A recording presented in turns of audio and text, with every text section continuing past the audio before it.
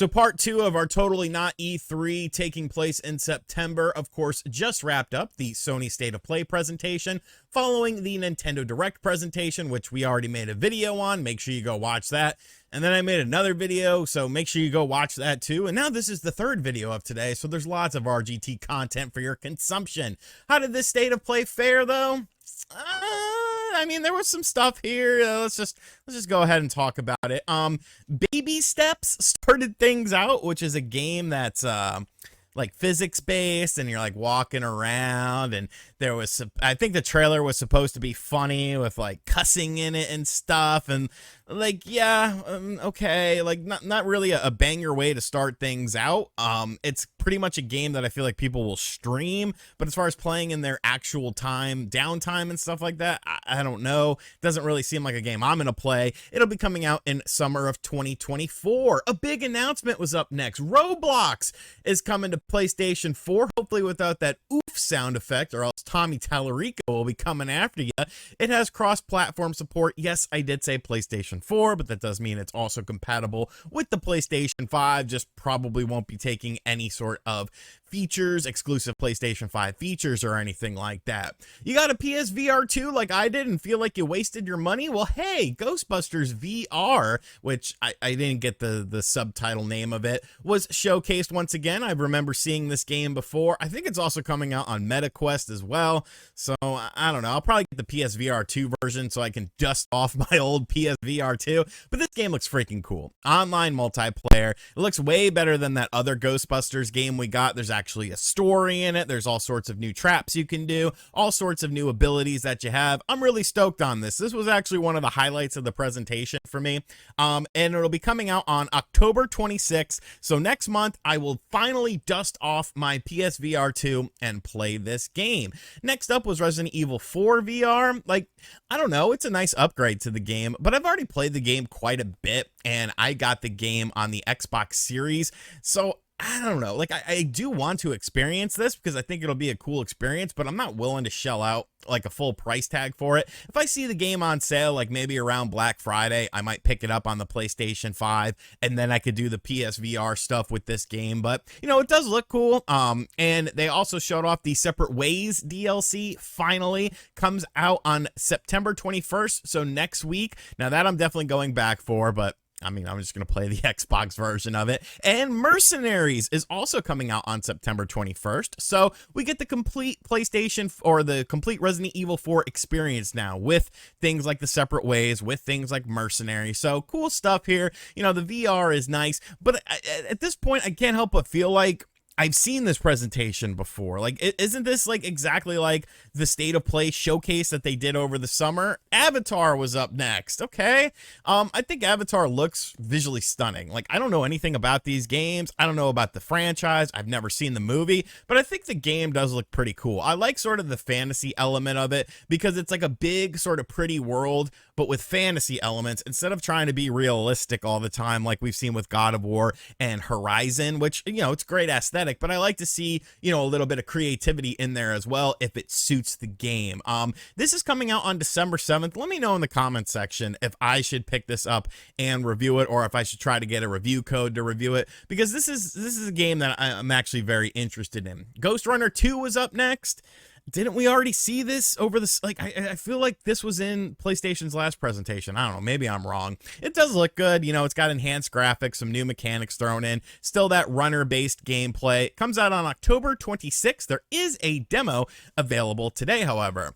They showed off some new colors for the PlayStation 5. Like earth colors, blue, silver, and red. You know, I'm guessing they're covers for the system. I don't know. They didn't really say. I'm assuming they're covers for the system. I really don't care. Like, I'll just take a Sharpie or something and color in my PlayStation. Like, those covers can be a little bit pricey, so not for me. But maybe you want to get a colored piece of plastic to put over your PlayStation 5. That's cool. Helldivers 2 was up next. Once again, that deja vu is sinking in, and honestly, I just can't get into this game. Like, John Spawnwave has been like, oh, we should all play Helldivers 2, you know, it looks good.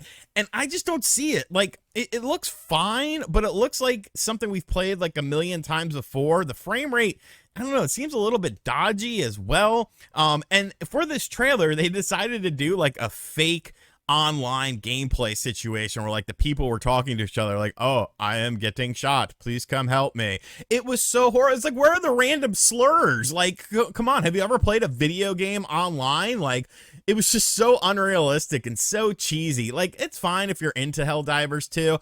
I don't know about the original Helldivers, you know, whatever. But this game, I don't know, man. Like, I wanted to like it because I do like online competitive games and online cooperative games. I just can't get into this game. I believe it comes out in January. Really, I was too busy laughing at the horrible dialogue instead of paying attention to it because it was so bad. Like, go back and watch that segment. It was just laughably bad. And Spider-Man 2 was showcased again. Like, I thought this was a third party and indie presentation. There was hardly, like, none of these games are really indie games. Like, I guess Ghost Runner, I don't know, that's published by 505. Like, what were the indie games on this presentation? Very, very mixed marketing on this, but Spider-Man 2 looks great.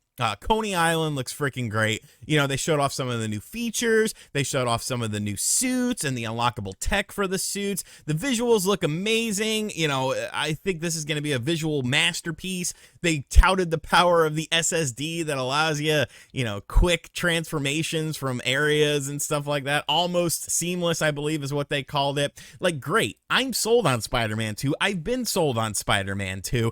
I want to see some other first-party games. What's after Spider-Man 2 from our first-party Sony studios?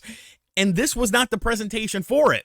Even though people were saying, oh, well, the showcase that happened, well, that was light on content because, you know, they got all this stuff coming in the next one. And it's like, well, here's the next one. And, you know, there's nothing really new here. And that's the motif with this whole presentation. None of this stuff were new games. These were all games we knew about. These were all games that had been announced. So it definitely felt like a retread of the showcase. They showed off some Tales of Arise DLC. Okay. Honky Star Rail. I don't know what this is. I think it has like a cult following or something like that. The name, you know, as a white dude, I guess it's kind of, you know, honky Star Rail, whatever. Foam Stars was up next, that Square game that looks like a fake Splatoon. Like, are we still acting like this is going to be like a big deal? Like, this game is not, mark my words, this game is not going to be a commercial success. And with the strong online component, it's going to flop. Like, it just is. And I don't understand why nobody's telling Square Enix.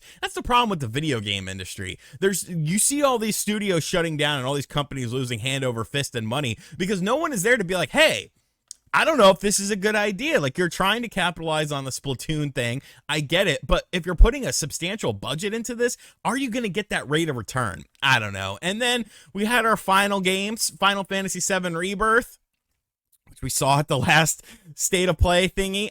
You know, it does look great. It looks absolutely phenomenal. I loved Final Fantasy VII Remake. I'm super excited for this. February 24th, they showed off some of the more areas you'll be visiting in Midgar. Visually, it looks absolutely stunning. The combat looks as good as ever, if not more refined. You know, there's new stuff in there. There's big bosses. It just looks like a lot of fun. It looks like an absolutely fantastic game. And that was how we wrap things up. And I can't help but feel like all of the questions that I had about Sony going into this were, what's after Spider-Man? And I still really don't know.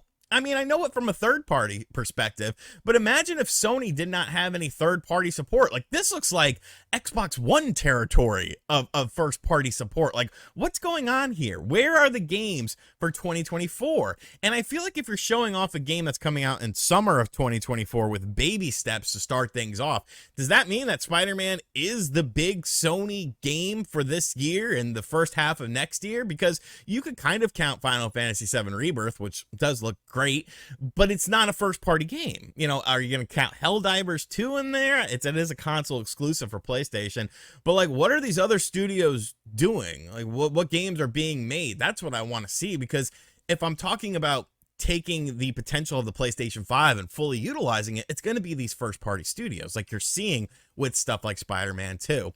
So overall, like, this was a very skippable presentation for me. If you didn't watch it, you're not really missing out on anything because you already knew about these games. You knew these games existed. You knew these games were a thing, and you've probably seen stuff from these games before.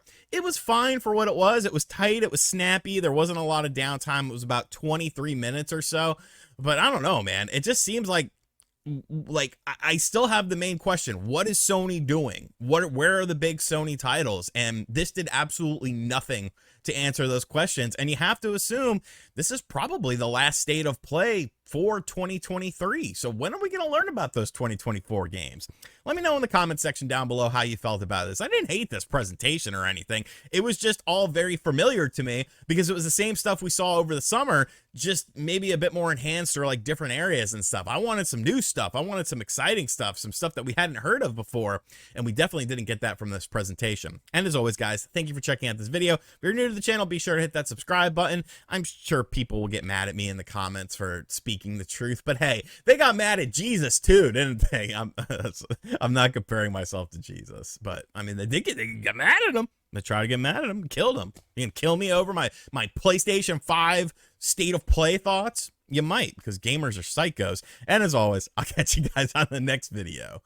Later.